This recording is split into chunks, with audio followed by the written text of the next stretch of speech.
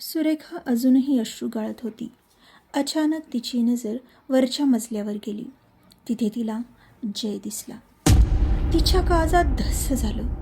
तिला आता अपराधीपणाची भावना येऊ लागली. ती मनातच जय आणि देवाची माफी मागू लागली. रडत रडतच ती झोपली. दुसऱ्या दिवशी सकाळी दिनेशने घरीच राहायचं ठरवलं. मुलेही शाळेत गेली नाहीत. सुरेखाने मुलांसाठी स्वतःला सावरलं होतं, पण कालचा कोणताच प्रसंग ती विसरू शकत नव्हती आणि कुणाला सांगूही शकत नव्हती. ती विचार करत असतानाच दिनेश तिथे आला आणि तिला जयबद्दल विचारू लागला. सुरेखाला आता घाम फुटला. काय बोलावं तिला सुचलं नाही. मग एकदमच ती म्हणाली, कालपासून मलाही तू दिसला नाही. मला खरंच लक्षात नाही आलं, म्हणून रडू लागली. मग दिनेश तिला काही न बोलता स्वतःच शोधू लागला. संपूर्ण वाडा बघितल्यावर सुद्धा त्याला जय नाही सापडला. दिनेशला माहीत नव्हतं की झोपाळ्याच्या मागे एक खोली आहे.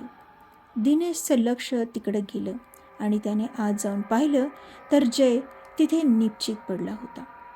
दिनेशने पळत जाऊन त्याला उचललं तर त्याचं अंग थंड पडलं होतं. दिनेश थरथर कापू लागला आणि त्याला खाली घेऊन आला. दिनेशच्या हातात जयला पाहून सुरेखा घाबरली. तिला वाटलं जय जिवंत आहे आणि तू दिनेशला काहीतरी सांगेल, म्हणून ती त्याला हलवून उठवायचा प्रयत्न करू लागली.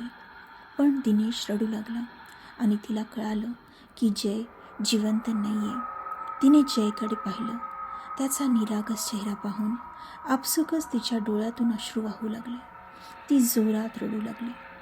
घरात 2 जणांचा मृत्यू झाला होता.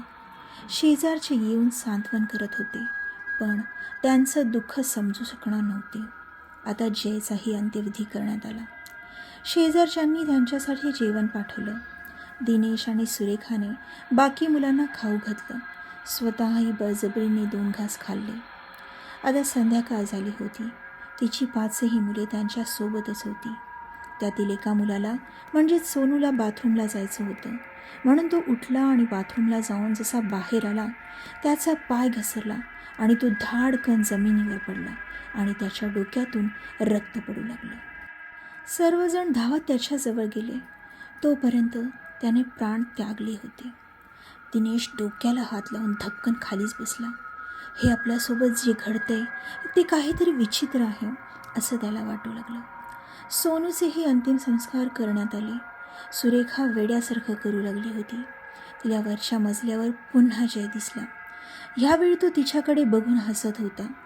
त्याच्या शेजारी आता मीनाही उभी होती. त्यांना बघून सुरेखाला अश्रू अनावर झाले. ती खूप रडू लागली. शेजारच्या काकूंनी दिनेशला हा प्रकार भूताप्रेताचं असू शकतं म्हणून सांगितलं आणि त्या गावातल्याच एका मांत्रिकाबद्दल सांगितलं. दिनेश तातडीने मांत्रिकाकडे गेला. त्यांना घडलेला प्रकार सांगत होताच की त्यांनीच त्याला सांगितलं की हे सगळं त्या वाड्यात असणारी आत्मा करीत आहे आणि ती आता खूप ताकदवर झाली आहे. त्यांचं बोलणं ऐकून दिनेशचं डोकं गरगरायला लागलं. त्याला मांत्रिकाकडून हेही समजलं की त्याला ज्यांनी वाडा विकलाय त्यांनी तो वाडा सोडला त्याचं कारण ही आत्माच होतं. दिनेशला आता त्यांचा राग येऊ लागला, पण तो करणार तरी काय होता.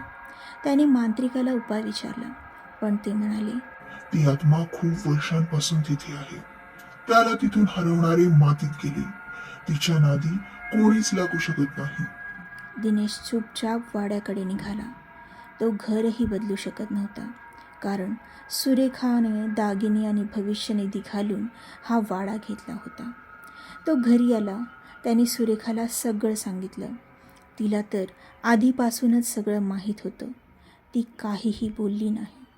तरी दोघांनी विचार केला की आपण हा वाडा सोडायचा आणि आपल्या गावी परत जायचं.